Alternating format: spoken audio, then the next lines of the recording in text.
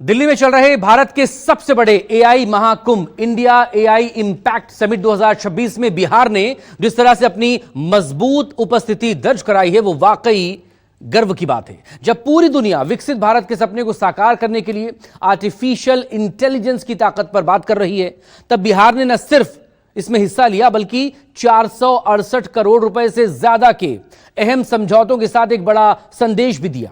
बिहार सरकार ने समिट में आईआईटी पटना के साथ मिलकर research park, Bihar AI centre of excellence और कई ग्लोबल टेक कंपनियों के साथ नए निवेश के एमओयू साइन किए हैं।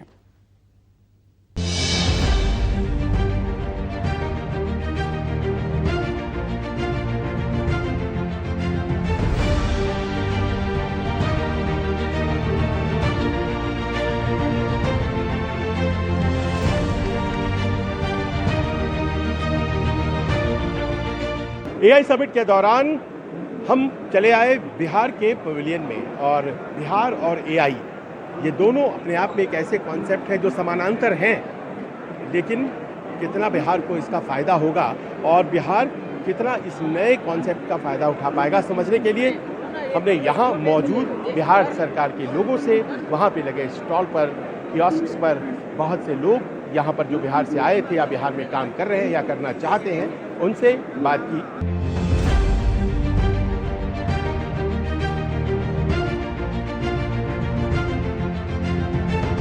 बिहार के पवेलियन के उद्घाटन के लिए आज बिहार के उप मुख्यमंत्री सम्राट चौधरी, केंद्रीय मंत्री ललन सिंह, बिहार में मंत्री श्रेयसी सिंह और बिहार के मुख्य सचिव यहाँ मौजूद थे। उन्होंने आकर के यहाँ दीप प्रज्वलन किया और इसके अलावा कई जगहों पर वो घूमे, खासतौर पर बिहार पवेलियन में वो घूम करके अन्य चीज़ों को देखने के साथ साथ ये तय करते नजर आए कि आखिरकार एआई से बिहार को क्या मदद मिल सकती है।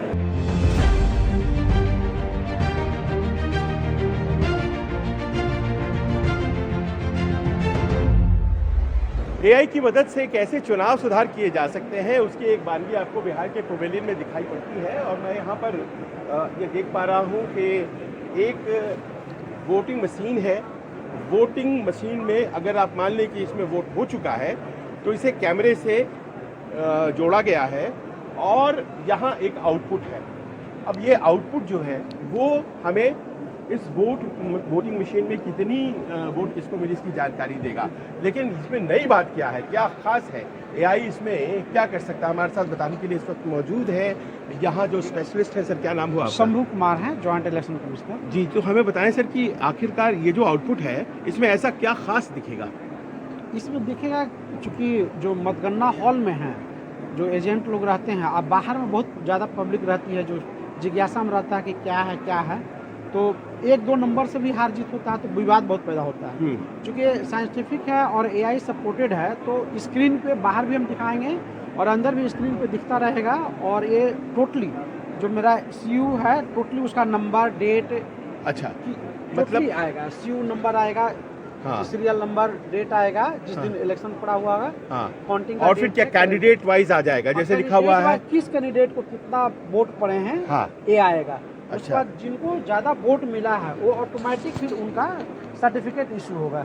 तो यानी कि जो जीत का सर्टिफिकेट है वो भी वो मशीन ही इशू कर देगा, मशीन ही ऑटोमेटिक इशू, और भी मतलब कंप्यूटर के जरिए उनको प्रिंट आउट प्राप्त हो जाएगा। हाँ। तो इसका मतलब है ह्यूमन इंटरफेरेंस जो है एकदम खत्म कर दिया गया है, क्योंकि पीडीएफ है उसमें कोई छेड़छाड़ कर नहीं सकता। हाँ, ये एक अपने आप में बहस का विषय हो जाता है कि वोटिंग हो गई, काउंटिंग में गड़बड़ी हो गई, तो उस गड़बड़ी को कैसे रोका जा सकता है, उसका एक इंतजाम एआई के जरिए यहाँ बिहार पवेलियन में हमें दिखाई पड़ता है। आपको हम आगे ले चलते हैं। एक बार फिर से आप देखिए, जैसे ये टोटल वोट पोल यहाँ 412 तो ये दिखा रहे हैं। ये जो है ये स्क्रीन जो है वो दरअसल उस मशीन का फोटोग्राफ है, फोटो उसकी विजुअल्स हैं। और कैंडिडेट 1 को देखिए 64 आया है। इसके बाद कैंडिडेट अगले हैंगे, उनको आया 25 वोट, यहाँ दिखाई पड़ेगा। अब ये जो है वोटिंग मशीन का जो स्क्रीन है उसके विजुअल्स हैं ये। इसके बाद कैंडिडेट 3, तो कैंडिडेट 3 को कितना आया है, 3 को 199 वोट आया है। ये सब यहाँ पर आता चला जा रहा है। और देखिए इस काउंटिंग में कहीं भी कोई व्यक्ति जो है उसकी भूमिका नहीं है। यहाँ तो इस वक्त जो है व्यक्ति की तमाम भूमिकाएं होती हैं, लेकिन ऐसा है नहीं। कैंडिडेट 4 को 9 वोट आया है और गड़बड़ियाँ इस तरह से नहीं हो, क्योंकि फिर इसके बाद तो फिर टेबुलेशन और कैलकुलेशन रह जाता है, वो कर दिया जाता है। और इस कारण से हमको लगता है आने वाले दिनों में यही पारदर्शिता अपने पूरा आप में दिखेगा और जनता को विश्वास होगा इस पे कि चुनाव में कहीं कोई धांधली नहीं होती है, एकदम साइंटिफिक है और पारदर्शिता पूर्ण होती क्योंकि ह्यूमन इंटरफेस नहीं है। है। ह्यूमन इंटरफेरेंस में नहीं है। एआई का ये सबसे बड़ा फायदा कि एक विश्वसनीयता है जो चुनावी प्रोसेस के प्रति हमारी होनी चाहिए, उसको सुनिश्चित करता है। देखिए नतीजे भी आते हैं, दिखाइए नतीजे कैसे। हाँ देखिए, अब देखिए यहाँ पर ये कंप्यूटर की मदद से ये फाइनल नतीजे इस स्क्रीन पे आपको दिखाई पड़ेंगे।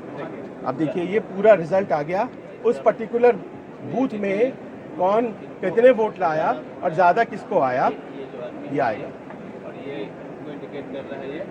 यानी कि जो इसमें सबसे ज़्यादा किन्हें वोट आ रहा है,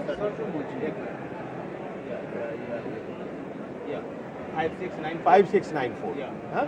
और इनका नाम है यहाँ पे इस तरफ सरयू मुखी। अब ये जो है, हाँ ये जीत भी गए। इसका मतलब ये हो जाता है कि ये बाहर स्क्रीन जो लगा रहेगा उससे समर्थकों को बहुत क्लियर तरीके से ये पता लग पाएगा।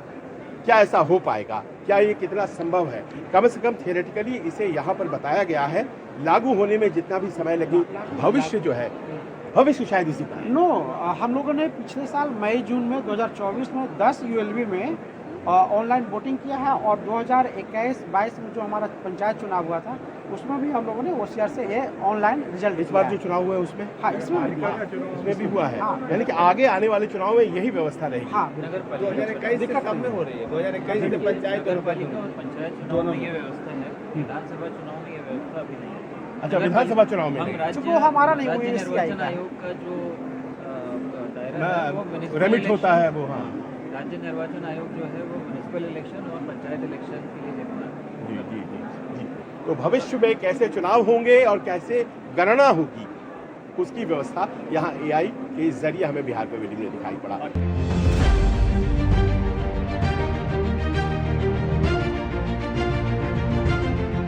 तो ये बताइए कि ये जो रोबो है इसके बगल में आपने लिखा हुआ है वेलकम टू द फ्यूचर, तो ये कैसे भविष्य कैसे है? ये मैं देख रहा हूँ ये हिल रही है, क्या है? सर जैसे हम लोग अभी एआई समिट में आए हुए हैं, तो एआई इज बेसिकली एक सॉफ्टवेयर है, बट फिजिकल वर्ल्ड में आने के लिए एक फिजिकल बॉडी भी होना जरूरी है। तो हम लोग रोबोटिक्स के फील्ड में आगे बढ़ रहे हैं। इसके अंदर ऑलरेडी एआई इनेबल्ड है, वो बहुत सारी एक्टिविटी ऑलरेडी कर सकती है, लाइक लाइव कन्वर्सेशन में बात कर सकती है, लोगों को बाई फेस पहचान सकती है और भी मल्टीपल टास्क यूज में आ सकती है। आप जरा सा एक डेमो बताइए। एक्चुअली सर यहाँ एक्चुअली नेटवर्क का थोड़ा इशू है, इस वजह से लाइव कन्वर्सेशन में थोड़ा डिले हो रहा है। अदरवाइज ये सीधे सीधे बात कर एग्जैक्टली जैसे आप मुझसे बात कर रहे हैं वैसे ही आप इससे बात कर सकते हैं। आप किसी भी लैंग्वेज में इससे बात कीजिएगा। पर्पस क्या होगा इस तरह की बातचीत तो का? जैसे अभी मैं जो बना रहा हूँ वो पब्लिक इंटरेक्शन के लिए है, लोगों से जैसे हेल्प डेस्क पे अगर मदद चाहिए हो किसी से तो वो डायरेक्टली एक रोबोट से आकर के बात तो क्या कर सकती भविष्य है। में कुछ ऐसा होगा कि बस स्टेशन पर, एयरपोर्ट पर, होटल के रिसेप्शन पर इस तरह के लोगों हमारे सवालों का जवाब देंगे? बिल्कुल बिल्कुल, अभी जापान में अगर देखिएगा तो ऑलरेडी ये चीज़ हो रहा है, इंडिया में भी जल्द ही होने वाला है। जैसे हम लोग अभी एआई के फील्ड में इतना आगे बढ़ चुके हैं, बहुत जल्द ही ये भी दौर आने वाला है कि रोबोटिक्स का क्रेज होगा। अब तो इसी में तो कहा जाता है कि क्या नौकरियां खा जाएंगे जो एआई है।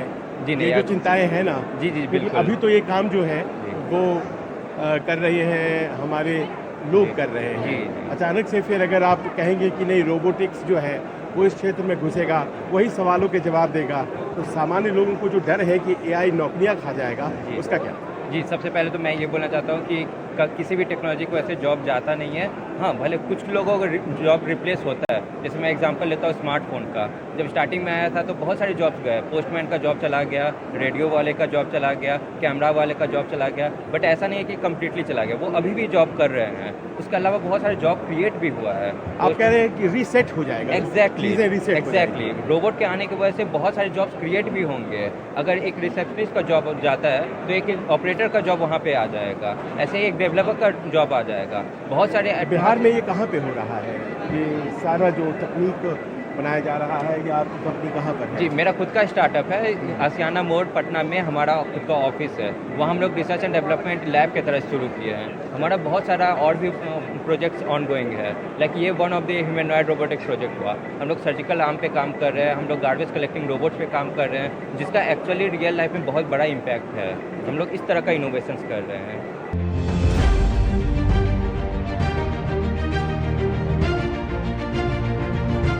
एआई में भले ही बिहार अभी अग्रणी राज्यों में नहीं गिना जाता है, लेकिन यहाँ के लोग अमेरिका से लेकर के भारत का जो सिलिकॉन सिटी है बेंगलोर तक एआई के क्षेत्र में अव्वल दर्जे पर हैं, आगे हैं। ऐसे ही एक सज्जन हमारे साथ इस वक्त हैं, Mahesh ji tiger analytics company के मालिक हैं, जो कि अमेरिका बेस्ड कंपनी है। इन्होंने पढ़ाई लिखाई सब बिहार से की और उसके बाद आप अमेरिका में जाकर के आपने एआई बेस्ड कंपनी बनाया। आज आपका एक MOU साइन हुआ है बिहार गवर्नमेंट के साथ। एआई के क्षेत्र में बिहार एक ऐसा राज्य है जहां ये बहुत कॉन्सेप्ट लोगों के पास अभी तक पहुंचा नहीं है। ऐसे में आप जो कि एक लीडिंग कंपनी है, अमेरिका में है, आप ऐसा क्या करने जा रहे हैं बिहार के लिए? तो ये आपने सही बोला कि कई मामले में बिहार पीछे है, लेकिन एआई एक ऐसी चीज़ है जो कि अभी नई चीज़ है। कुछ लोग कर रहे हैं ऑलरेडी। बिहार की भी अपॉर्चुनिटी, बिहार के पास अपॉर्चुनिटी कि वो लीप फ्रॉग करके उनको कैचअप कर लें।